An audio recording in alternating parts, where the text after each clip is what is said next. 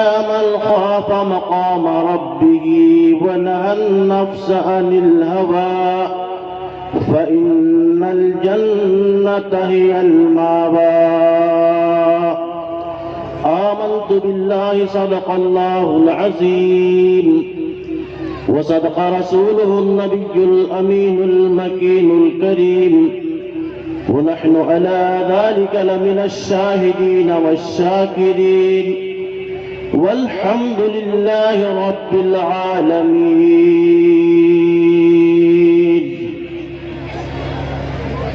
عزیزان محترم،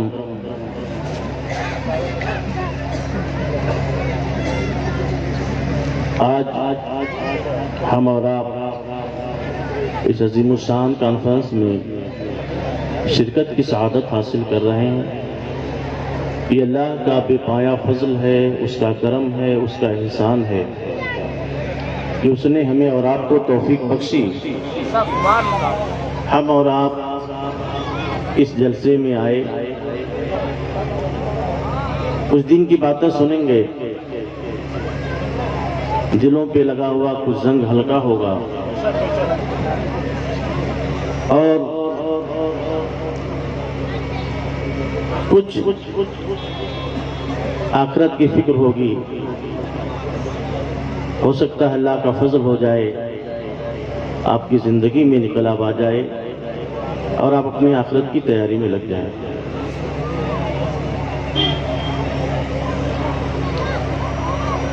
آج ہم اور آپ جس جلسے میں شرکت کی سعادت حاصل کر رہے ہیں، یہ دستار بندی کا جلسہ ہے. بچوں نے حفظ قرآن کیا ہے، ان کے اعزاز میں یہ جلسہ رکھا گیا ہے. حضرت علامہ مولانا محمد یونس صاحب قبلہ نے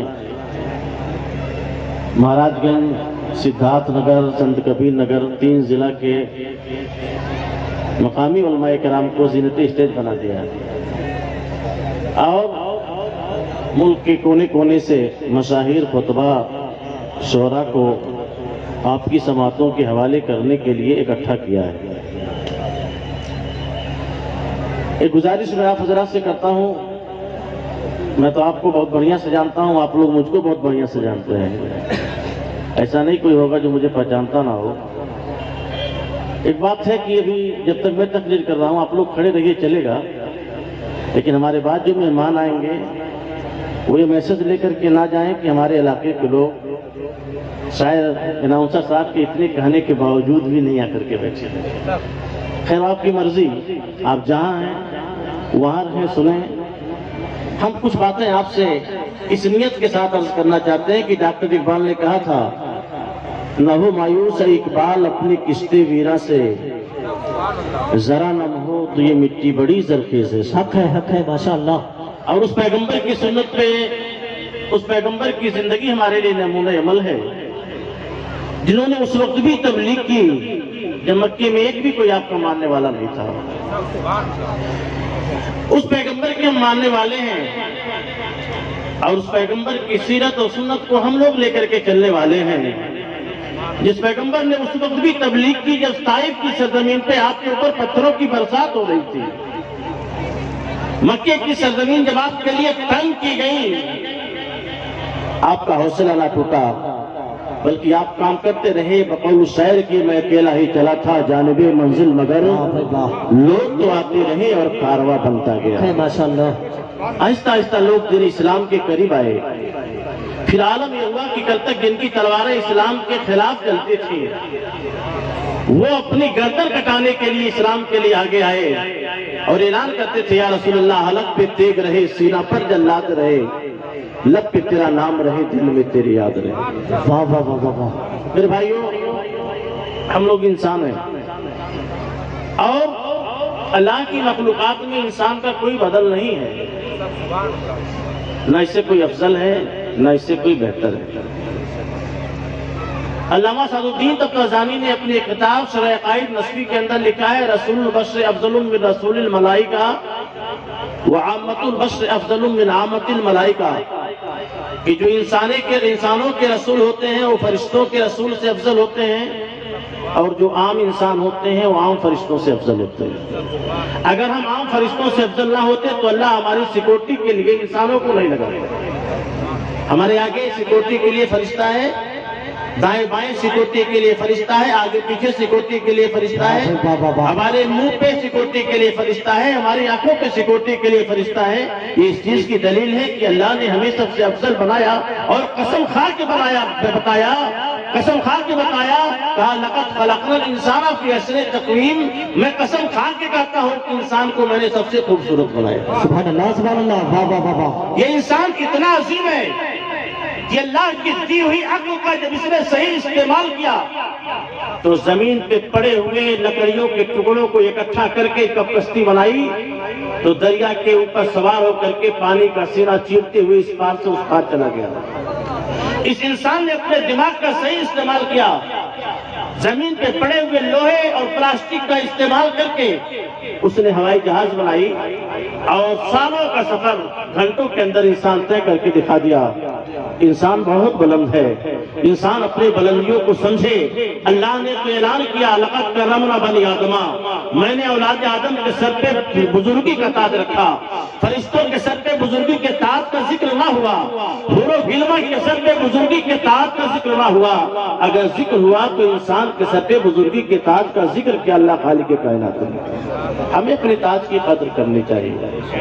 وہ اللہ جو ساری کائنات کا پیدا کرنے والا ہے، کتنا کریم ہمارے اوپر ہے کہ اس نے اپنے محبوب کو بھی ہمارے درمیان بھیجا۔ اس نے اپنے محبوب کو بھی ہمارے درمیان بھیجا۔ سمجھو اپنی عظمتوں کو، آپ افضل بنایا فرشتوں سے، حسین بنایا ساری کائنات سے، اور اس حسین دنیا کے حسین انسانوں کے درمیان اللہ وحدہ لا شریک نے اپنے سب سے حسین محبوب کو اس خاکدان گیتی کے اوپر بھیجا، اور کہا لوگوں تمہارے لیے میرے پیغمبر کی زندگی نمونہ ہے، تم میرے پیغمبر کے راستے پہ چلنا۔ دیکھیے ایک بات بتاؤں آپ سے، آپ کیسے بھی زندگی گزار رہے ہیں، آپ کی زندگی گزر رہی ہے کہ نہیں گزر رہی؟ بولیے نا، گزر رہی ہے نا؟ آپ کی زندگی گزر رہی ہے، اور یہ زندگی چند دن مانگ کر کے ہم آئے ہیں اللہ کی بارگاہ سے۔ ایک دن موت کا فرشتہ آئے گا، ہماری روح نکال لے گا، ہماری بیوی سر پٹک پٹک کے اپنے سندور کی دہائی دے گی، اور ہماری روح کو نہیں چھوڑا جائے گا۔ ہمارا بیٹا اپنے یتیمے کے بارے میں چلاتا رہے گا، ہماری روح کو لے کے چلا جائے گا۔ ہمارا بھائی اپنے بھائی کی جدائی کا غم دکھاتا رہے گا، اور فرشتہ ہم کو لے کے چلا جائے گا۔ اور یہی ہمارا حال ہے۔ آپ غلط فہمی کے شکار نہ بنو کہ ہم محنت اتنا کرتے ہیں کہ 5 وقت کی نماز چھوٹ جاتی ہے، ہم نہیں محنت کریں گے تو ہمارا بیٹا بھوکا مر جائے گا۔ ہم اپنی بیوی کے لیے ہم ہیں، اپنے بیٹے کے لیے ہم ہیں، اپنے بھائی کے لیے ہم ہیں۔ غلط فہمی کے شکار ہیں آپ، نہ آپ اپنے بیٹے کے لیے ہم ہو، نہ اپنے بھائی کے لیے ہم ہو، نہ اپنی بیوی کے لیے ہم ہو۔ آپ کی زندگی اگر اہم ہے تو آپ کی زندگی آپ کے لیے اہم ہے۔ حق ہے ماشاءاللہ۔ میں آپ کو قریب سے سمجھا دوں اس بات کو، آپ کی زندگی آپ کے لیے اہم کیوں ہے؟ آپ غفلت میں سو رہے ہو۔ اگر آپ کی زندگی آپ کے بیٹے کے لیے اہم ہوتی تو قبر میں دفن کرنے کے بعد بیٹا ایک مرتبہ دیکھنے ضرور جاتا کہ باپ کی قبر ٹوٹی ہے کہ نہیں ٹوٹی۔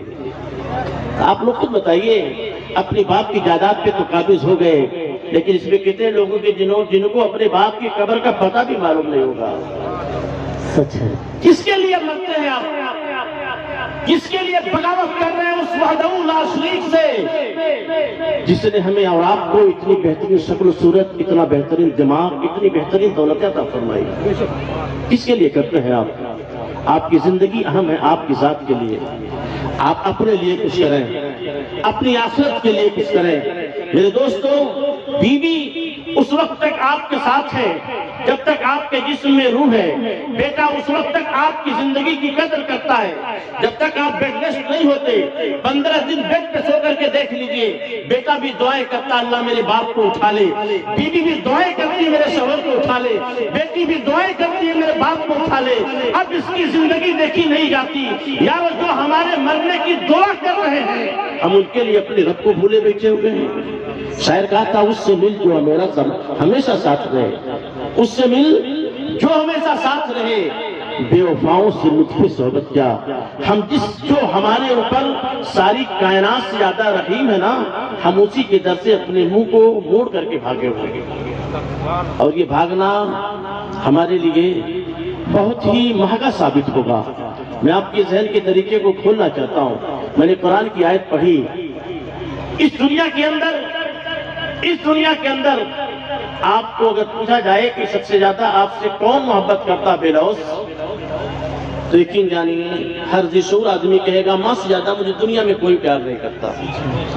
بیٹے کی بھی کا پیار ایک مقصد کے لیے، بیوی کا پیار ایک مقصد کے لیے، بھائی کا پیار ایک مقصد کے لیے، دوست کا پیار ایک مقصد کے لیے، اور ماں کا پیار کسی مقصد کے لیے نہیں ہوتا. آپ لڑ جائیے اپنے باپ سے، کبھی اس کی بات نہ مانیے، دو چار نافرمانیاں کیجیے. باپ آپ کو گھر سے اگر موقع مثال سمجھیے غصے سے گھر سے نکال دے، نکل جاؤ اپنے گھر سے، ہمارے گھر سے نکل جاؤ جب تمہیں میری بات نہیں ماننی ہے. آپ بھی جذبات میں آئے، گھر سے نکل گئے، اور جب گھر سے باہر آپ نکلنے لگتے ہیں نا، تو باپ نہیں کہتا پلٹ کے آ جاؤ، بھائی بھی نہیں کہتا پلٹ کے آ جاؤ، بہن بھی نہیں کہتی ہے پلٹ کے آ جاؤ. سب کہتے ہیں چلے جاؤ جب تمہیں باپ کی بات نہیں ماننی ہے. لیکن دروازے کی ڈیوڑی پکڑ کر ایک ہلکی سی آواز آتی ہے، بیٹا تو کہاں جا رہا ہے؟ یہاں تیرا بچپن گزرا ہے، تیرے باپ نے اپنی زندگی تیرے اوپر قربان کی ہے، اپنی جوانی کی کمائی لٹایا ہے، آخر تجھے تیرے باپ ہی نے تو بولا ہے. میرے یارو، بیٹا پھر بھی نہیں سنتا، گھر سے چلا جاتا ہے. 2-4 سال ٹھوکریں کھانے کے بعد جب ہی اولاد اپنے گھر کے اندر، جب اسے دنیا کی گولائی پتہ لگ گئی، عیش و آرام کا اندازہ لگ گیا، جب یہ پلٹ کے آتا ہے 4 سال کے بعد نا، تو ممکن ہے باپ دروازے سے بھگا دے، ممکن ہے بھائی کہتے تمہیں گھر میں قدم نہیں رکھنا ہے، لیکن انہی کے درمیان ماں آگے بڑھ کر کے آتی ہے اور سر پہ محبت کا آنچل رکھ کر کے کہتی ہے، بیٹا صبح کا بھولا ہوا شام کو گھر آ جائے تو اسے بھولا نہیں کہا جاتا. باپ بھی بولتا ہے تو ماں ان کے درمیان کھڑی ہو جاتی ہے، آخر بیٹا تو آپ کا ہے. بھائی بولتا ہے تو ماں اس کے درمیان کھڑی ہو جاتی ہے، بھائی تمہارا ہے، ماں بچاتی ہے. اب میں اگر اتنا آپ نے سمجھ لیا، آپ کے دماغ کے طریقے کو کھولنا چاہتا ہوں. ایک ماں کی محبت کا عالم یہ ہے کہ جب آپ نافرمانیوں پہ نافرمانیاں کرتے ہیں، تب بھی ماں آپ کو پیار دیتی ہے اور اپنے سے قریب کرتی ہے. دیکھیے سیف رضا صاحب تشریف لا چکے ہیں. آپ حضرات آپ آئیے، تشریف رکھتے ہیں، ان کی نعت سنیے. میں عرض کر رہا تھا کہ ایسی صورت میں بھی ماں ہی ایسی ہوتی ہے جو آپ کو گھر کے اندر انٹری دیتی ہے. ماں کی محبت کتنی ہے ایک حدیث پاک میں آپ کو سناؤں، پھر آپ کو ماں کی محبت اور اللہ کی محبت کے بارے میں فرق سمجھ میں آ جائے گا. آقا کریم نبی علیہ الصلوۃ والتسلیم فرماتے ہیں کہ اللہ کی رحمت کے 100 حصے ہیں، 100 حصے اللہ کی رحمت کے ہیں. ایک حصہ اللہ وحدہ لا شریک نے اس کائنات کے اندر بکھیرا، صرف ایک حصہ. ایک حصے کی رحمت کی بنیاد پر ماں بیٹے سے محبت کرتی ہے، ایک حصہ رحمت کی بنیاد پر بھائی سے محبت کرتا ہے، ایک حصہ رحمت کی بنیاد پر دوست سے محبت کرتا ہے. یہ جو عشق کی داستانیں آپ دیکھ رہے ہیں، جو محبت کی داستانیں آپ پڑھ رہے ہیں، جو چڑیوں کی محبتیں آپ دیکھ رہے ہیں، جو مچھلیوں کی محبتیں آپ دیکھ رہے ہیں، یہ کائنات میں جتنی محبتیں ہیں وہ صرف اس لیے کہ ایک حصہ اللہ نے اپنی رحمت کا بکھیرا، اس رحمت کا ایک ذرہ مل گیا جس کو وہ محبت میں کامل نظر آتا ہے. غور کیجئے، وہ اللہ وحدہ لا شریک کے ایک حصہ رحمت کا ایک ذرہ نہیں ملا اپنی ماں اس ماں کو، لیکن پھر بھی اتنا پیار کرتی ہے آپ سے کہ آپ کے سارے گناہوں پہ پردہ ڈال دیتی ہے. اس وحدہ لا شریک کے رحمت کا کیا عالم ہوگا جو 100 حصہ رحمتوں کا مالک ہے، جو 100 حصہ برکتوں کا مالک ہے. جب بندہ اس کی بارگاہ میں اپنی آنکھوں سے آنسو بہا کے کہتا ہے، مولا کائنات الہ العالمین، میں نے گناہ ضرور کیے ہیں، شراب ضرور پیے، گناہ ضرور کیے، بے حیائیاں ضرور کی، لیکن میرے مولا تو ہی تو میرا خدا ہے. اب نہیں تو معاف کرے گا تو کس کی بارگاہ میں جاؤں گا؟ تو میرا رب ارشاد فرماتا ہے، وَأَمَّا مَنْ خَافَ مَقَامَ رَبِّهِ وَنَهَى النَّفْسَ عَنِ الْهَوَىٰ. انسان جب اپنے رب کی بارگاہ میں کانپ جائے کھڑا ہونے سے کہ چوری کیا ہوں رب کی بارگاہ میں کیا جواب دوں گا، گناہ کیا ہوں رب کی بارگاہ میں کیا جواب دوں گا، تو اللہ ارشاد فرماتا ہے کہ ایسا بندہ جب میری بارگاہ میں رو کے معافی مانگتا ہے، فَإِنَّ الْجَنَّةَ هِيَ الْمَأْوَىٰ، ایسے بندے کا ٹھکانہ میں جنت کر دیتا ہوں، حق ہے ماشاءاللہ سبحان اللہ سبحان اللہ ایسے بندے کا ٹھکانہ میں جنت کر دیتا ہوں۔ لیکن اب بتائیں، اپنے دل پہ ہاتھ رکھ کے بتائیں، آپ نے اپنے مطلب کے حل کے لیے دوسروں کا دروازہ تو کھٹکھٹایا ہوگا، کاش اپنے رب کے دروازے پہ ایک مرتبہ چلے جاتے، کھٹکھٹا لیتے ایک مرتبہ اپنے رب کی رحمتوں کے دروازے کو۔ جس نے رب کی رحمتوں کے دروازوں کو کھٹکھٹایا ہے، اللہ وحدہ لا شریک نے اسے مایوس نہ کیا۔ اٹھائیے مشکات شریف۔ بھیا بشرام پور کے 2 بچے غائب ہو گئے ہیں، اگر گمشدہ بچے آپ کو ملیں تو ان کے گھر والوں کو پہنچا دیجیے، یا اسٹیج تک پہنچا دیجیے۔ شہزاد نام ہے شاید، شہزاد اور زینب۔ میں عرض کر رہا تھا کہ اس دنیا کے اندر رہ کر کے بھی ہم اپنے رب سے اتنی دوری بنائے ہوئے ہیں۔ آؤ میں آپ کے ذہن کو تھوڑا قریب کروں، تھوڑا قریب کرتا ہوں آپ کے ذہن کو۔ مانتا ہوں کہ دل ہمارا بلیک ہو چکا ہے، کالا ہو چکا ہے، ہمارے دل میں خدا کا خوف نہیں ہے، ہم نماز بھی نہیں پڑھتے۔ آقا دو جہاں کی ایک حدیث پڑھی تو میرے رونگٹے کھڑے ہو گئے۔ میرے سرکار ارشاد فرماتے ہیں کہ جو مومن ہوتا ہے جب وہ گناہ کرتا ہے تو اس قدر ڈرتا ہے کہ گویا اس کے سر کے اوپر پہاڑ رکھا ہوا ہے، کہ پہاڑ گر جائے گا، گر جائے گا، تو اللہ کے خوف سے وہ کانپتا رہتا ہے۔ اور جو انسان فاسق و فاجر ہوتا ہے وہ گناہ کرنے کے بعد ایسا سمجھتا ہے کہ ناک پہ ایک مکھی تھی، میں نے ہٹا دیا۔ اب بتائیے آپ کس کیٹیگری میں ہیں؟ ظہر کی نماز چھوٹنے کے بعد کبھی آپ کو خوف آیا؟ بولیے، تقریر میرے بات سنیے گا آپ لوگ۔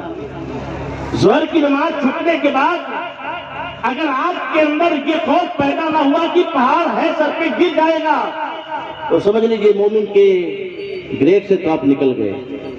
آگے کہاں آپ؟ آگے کہاں؟ نافرمانوں کے زمرے میں نکلیے یہاں سے۔ اللہ کی رحمتیں بھی آپ کو پکار رہی ہیں، اس کے توبے کا دروازہ بھی کھلا ہوا ہے۔ آقا دو جہاں کی بارگاہ میں ایک صحابی رسول بیان کرتے ہیں، ہم لوگ ایک جنگ میں شریک تھے، جنگ سے پلٹ کر کے آ رہے تھے، ایک آبادی سے گزر ہوا، جب اس آبادی کے اندر ہم لوگ پہنچے، آقا دو جہاں نے کہا سب لوگ ٹھہر جاؤ۔ سارے لوگ وہاں ٹھہر گئے، اپنا کھانے پینے میں لگ گئے۔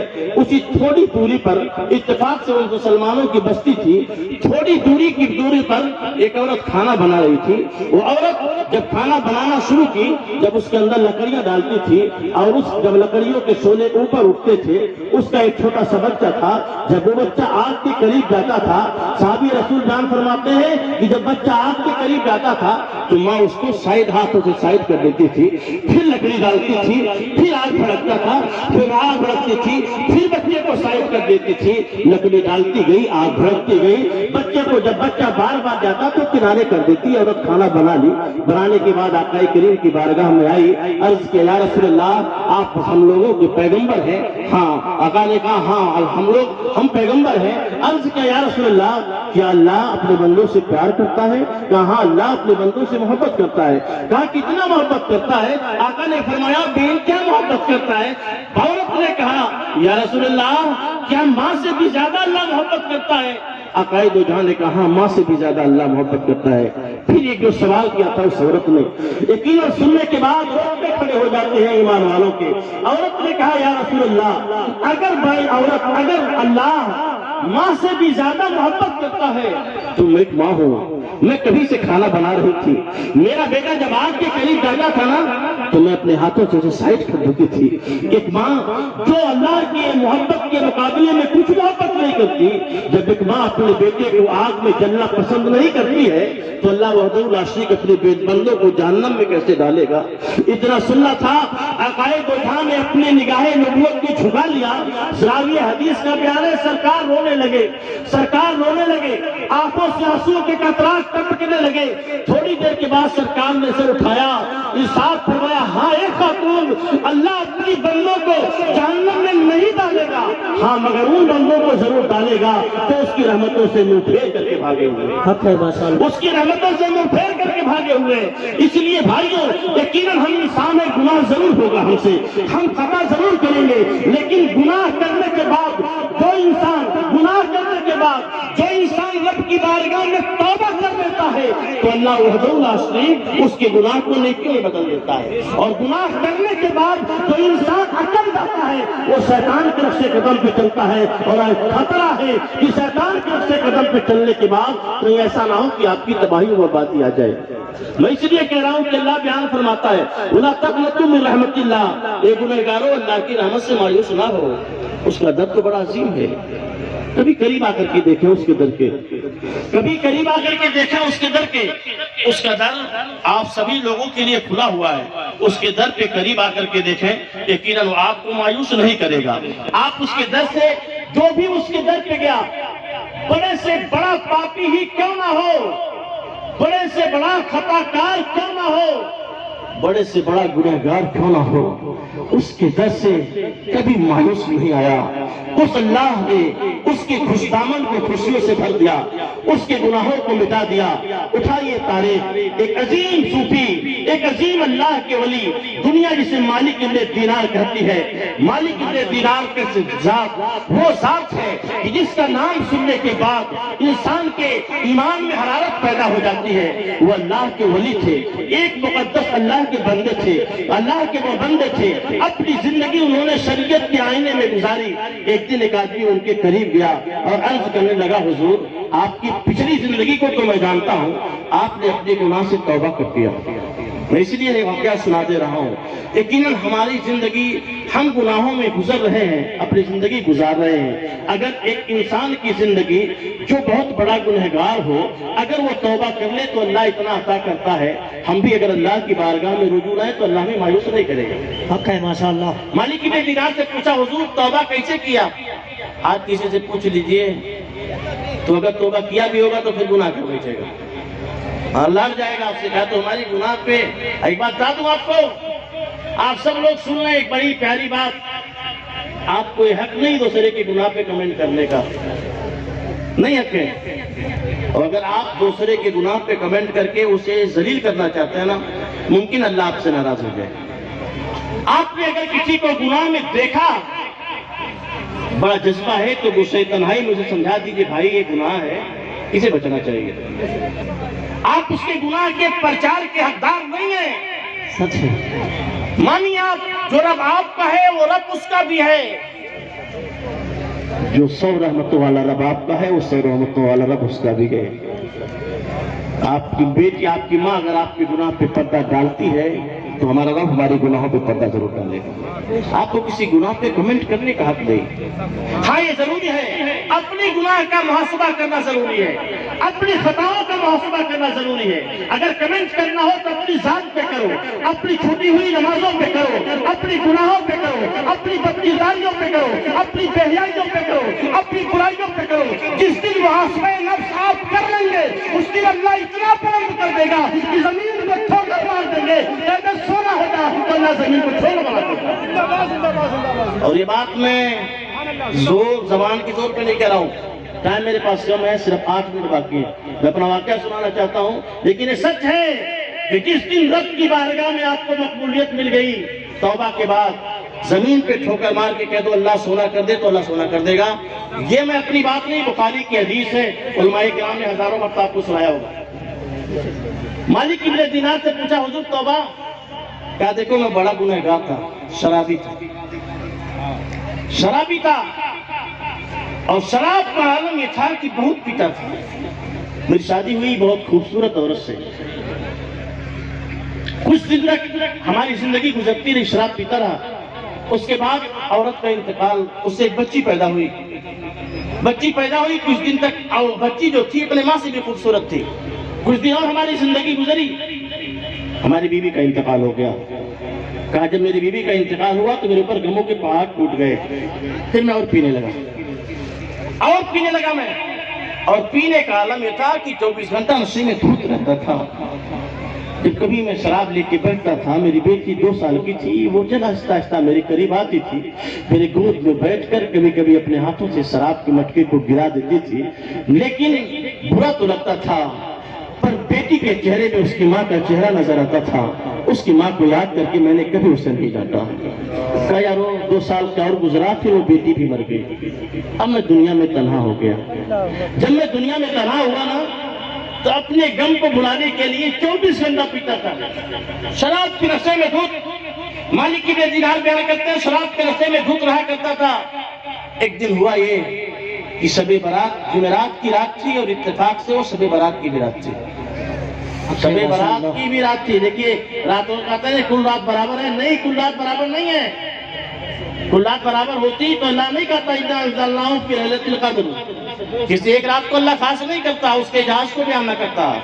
کل رات برابر نہیں ہے. کیا اس دن بھی اتنا سویا، اتنا پیا کہ نشے میں دھت رہا، عشاء کی نماز نہیں پڑھی اور سو گیا.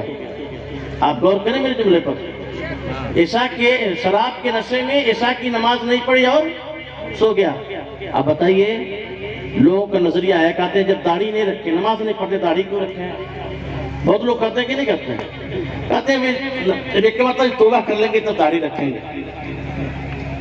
نہیں، شراب پینا الگ گناہ ہے، داڑھی نہ رکھنا الگ گناہ ہے، نماز نہ پڑھنا الگ گناہ ہے. کہ آپ کی زمین اتنی مر چکی ہے کہ جب تک ہم توبہ نہیں کریں گے کل گناہ ساتھ ساتھ کرتے رہیں گے. کچھ تو اپنے رب سے صلح کا راستہ چھوڑ کے رکھو بھائی. کیسے رب سے آپ صلح کرو گے؟ کچھ چھوڑ کے رکھو، کچھ نیکیاں کر کے رکھو، تب کہ رب کی بارگاہ میں ان نیکیوں کی بنیاد پہ آپ کی صلح ہو جائے. حق ہے ماشاءاللہ. اللہ وحدہ لا شریک کی بارگاہ کا فرماتے ہیں کہ سو گیا، خواب دیکھتا ہوں ایک موٹا اژدھا مجھے دوڑانے لگا. خواب میں انسان بہت تیز بھاگتا ہے، میں بھاگنے لگا، اژدھا پیچھے پیچھے دوڑانے لگا، وہ منہ پھاڑے ہوئے. کہا تھوڑی دور گیا تو ایک بوڑھا ملا نہایت ہی شریف. میں نے کہا بابا مجھے اژدھا سے بچا لے. کہا بیٹا میں تو لاٹھی کے سہارے بیٹھا ہوں، میں لاٹھی چھوڑ دوں تو میں خود بخود گر جاؤں گا، بچا تو نہیں سکتا. ہاں ایک کام کر، پہاڑ پہ چلا جا. پہاڑ پہ میں جب چڑھا تو کہتے ہیں پہاڑ پہ چڑھنے کے بعد مجھے اطمینان ہو گیا کہ اب سانپ سے بچ جاؤں گا. لیکن جب پیچھے مڑ کے دیکھا تو اژدھا میرے پیچھے منہ کھولے کھڑا تھا. بیان فرماتے ہیں پھر میں تھوڑی دیر آگے بڑھا. جب آگے بڑھا تو کیا دیکھا؟ آگے جہنم کی آگ جل رہی ہے. پھر پیچھے مڑ کے دیکھا تو میں کیا دیکھتا ہوں کہ پیچھے اژدھا منہ کھولے کھڑا ہے. بیان فرماتے ہیں میں پریشان ہوگا، اللہ پیچھے جاؤں گا تو سانپ کھا لے گا، آگے جاؤں گا تو جہنم میں گر جاؤں گا. اسی پریشانی کے عالم میں میں نے اپنے رب کو یاد کیا. گیٹ سے ندا آئی، اتر جا جلدی سے، وہ چھوٹی پہاڑی ہے وہاں پردہ لگا ہے، جا پردہ تو ہٹا دے، دروازہ کو تو کھول دے، اللہ تمہیں بچانے کے لیے اسباب مہیا کر دے گا. مالک ابن دینار کہتے ہیں میں پہاڑی سے اترا. اترنے کے بعد دروازہ پردہ ہٹایا. پردہ ہٹا کے جب دروازہ کھولتا ہوں تو کیا دیکھتا ہوں کہ وہ چھوٹی سی بچی جو میری مر چکی تھی، اسی چھوٹی بچی، اسی کے شکل کی ایک نہیں کئی بچیاں اس کمرے سے نکل رہی ہیں، یہ باری باری نکل رہی ہیں. میں جب ان بچیوں کو دیکھا تو میں اب ساتھ بھول گیا. ان بچیوں میں اپنی پیاری بچی کو تلاش کرنے لگا. میری نگاہ نے دیکھا میری بچی نور کے جھولے میں بیٹھ کے آئی اور میرے ہاتھ کو پکڑا، جھولے پہ بٹھایا، بائیں ہاتھ سے اژدھا کو مارا، اژدھا وہاں سے ہٹ گیا. اور ہٹنے کے بعد بڑی پیار سے میری بیٹی نے کہا تھا اے میرے والد محترم، گناہوں سے توبہ کرنے کا وقت کب آئے گا؟ خطاؤں سے توبہ کرنے کا وقت کب آئے گا؟ شراب چھوڑنے کا وقت کب آئے گا؟ کب اپنے رب کی بارگاہ میں آپ رجوع کریں گے؟ بیان فرماتے ہیں میں اپنے بیٹی سے کہنے لگا بیٹی اب تو گناہ چھوڑ ہی دیں گے، شراب تو نہیں پیئیں گے، پر بتا یہ اژدھا کون تھا؟ تو کہنے لگی اژدھا آپ کی شراب کی بات میں تھی، آپ کے خطائیں آپ کے گناہ تھے. جب آپ کو دھکیل کے جہنم کی جانب لے جا رہے تھے کہنے لگا وہ بوڑھا کون تھا؟ کہا وہ بوڑھا آدمی جو تھا وہ آپ کی نیکیاں تھی. جب گناہ اور نیکیاں آمنے سامنے مقابلے میں ہوئی، نیکیاں کمزور پڑ گئی، بوڑھا دھکیل کے جہنم کی جانب لے کے جانے لگا. وہ تو رب کا فضل ہوا امبو جان، یہ اللہ خالق کائنات نے آپ کو جہنم سے بچا لیا. مالک ابن دینار کہتے ہیں میری آنکھ کھل گئی، میرے سامنے شراب کے مٹکے تھے، شراب کی جام تھی. مالک ابن دینار کہتے ہیں میں نے شراب کے مٹکے کو توڑ دیا، شراب کے جام کو توڑا، ساری دولت رب کی بارگاہ میں خرچ کیا. اور خرچ کرنے کے بعد جب جنگل ٹکڑا ہو اللہ وحدہ لا شریک کی بارگاہ میں جب میں نے توبہ کیا ہے تو رب کی رحمتوں نے مجھے سہارا دیا. یہ پوچھنے والے کل تک ایک نمبر کا کا شرابی تھا، آج اللہ کا ولی بن کے تمہارے سامنے بیٹھا۔ واہ واہ واہ، سبحان اللہ سبحان اللہ۔ ماشاء اللہ، ایک انسان اگر شراب کا عادی انسان، گناہوں کا عادی انسان اپنے رب کی بارگاہ میں رجوع لا کر اپنی زندگی کو سنوار سکتا ہے، یارو آپ تو بہت اچھے ہو، بہت کم گناہ آپ کے ہیں، آپ بھی اپنی رب کی بارگاہ میں آؤ۔ جب دنیا آپ کو چھوڑ دے، جب آپ دنیا سو جائے، اٹھیے تھوڑی دیر کے لیے، 10 منٹ کا موقع نکالو، اپنے رب کی بارگاہ میں 2 رکعت نفل پڑھنے کے بعد اس کی بارگاہ میں سر کو رکھو اور قول مرا میں غریب ہوں، میری غربت کو دور کر دے، میں پریشان ہوں، میری پریشانیوں کو دور کر دے۔ اپنے رب کی بارگاہ میں اپنے رب کے دفاع کو سنا کر کے تو دیکھو، اللہ بیان فرماتا ہے فَادْعُونِی أَسْتَجِبْ لَکُم، اے بندے تم مجھے محبت سے پکار کے دیکھ، میں تمہارے پکار کا جواب دوں گا۔ پکار کے دیکھے اپنے رب کو۔ اس لیے بھائیوں، جس غفلت میں ہم جی رہے ہیں، ہمیں اس غفلت سے نکلنے کی ضرورت ہے، اپنے رب کی رحمتوں کی جانب جانے کی ضرورت ہے، اپنے رب کی رحمتوں کو بلانے کی ضرورت ہے۔ یقیناً اگر بڑے سے بڑا خطا کار انسان، گنہگار انسان اپنے رب کی رحمتوں کو پکار کر اپنے رب کی دامن میں پناہ پا سکتا ہے، یقیناً ہمیں بھی اپنے رب کی بارگاہ میں جا کر اگر اس کی رحمتوں کو ہم کو آواز دیں، اللہ وحدہ لا شریک بھی ہمیں اپنی رحمتوں کے دامن میں پناہ دے گا۔ اللہ وحدہ لا شریک کی بارگاہ میں دعا ہے، مولا خالق کائنات ہم تمام لوگوں کو صراط مستقیم پہ چلنے کی توفیق عطا فرمائے۔ وآخر دعوانا الحمدللہ رب العالمین۔ السلام علیکم ورحمۃ اللہ وبرکاتہ۔ ماشاء اللہ، سبحان اللہ سبحان اللہ۔ جاؤ کھانا کھلوا کھانا نہیں کھانا کھا کے پھر آواز ہاں ہاں جزاک اللہ۔ لے بھائی پڑھ لے، موٹے آدمی السلام علیکم۔ حافظ جی کہاں ہو؟ آئے ہیں؟ ہاں تو ملاقات ہے، ان کا نمبر ہوا کون ہو؟ نمبر نہیں ان کا، ہمارا نمبر ان کے لو، ہم سے بات کریں۔ بہت پرانا آدمی لگا تھا نہیں؟ اچھا ابھی میں آ رہا ہوں۔ خیر میں بھی بادا کوئی آسان نہیں ہے، سورج کو بلانا کوئی آسان نہیں ہے، کعبہ پیغمبر کی شجاعت ورنہ خیبر کو ہلانا کوئی آسان نہیں ہے، اس دین کو سینچا ہے 72 لہو سے، اب اس کو مٹانا کوئی آسان نہیں ہے، اس دین کو سینچا ہے 72 لہو سے، اب اس کو مٹانا کوئی آسان نہیں ہے، عدالتوں کو مٹاؤ اگر حسینی ہو، قدرتوں کو مٹاؤ اگر حسینی ہو، یہ نہیں کہتا کہ تم سر ہی نظر کرو، نماز پڑھ کر دکھاؤ اگر حسینی ہو۔ السلام علیکم۔ علامہ صاحب قاضی صاحب سے آپ چلے تھوڑا کھانا ہوگا، ٹائم ہو گیا تو میں نے کہا بھائی چلو اپنی ڈیوٹی پوری کر دیں۔ السلام علیکم۔ ایسا رسوانا ہے جائے والا ختم ہو گیا، تب کیسے جائے میری گاڑی سے جانا پڑے؟ کیسے آئے ہو تو پیدل؟ گاڑی سے آئے۔ بلاؤ کریے تمہارے پاس گاڑی ہے؟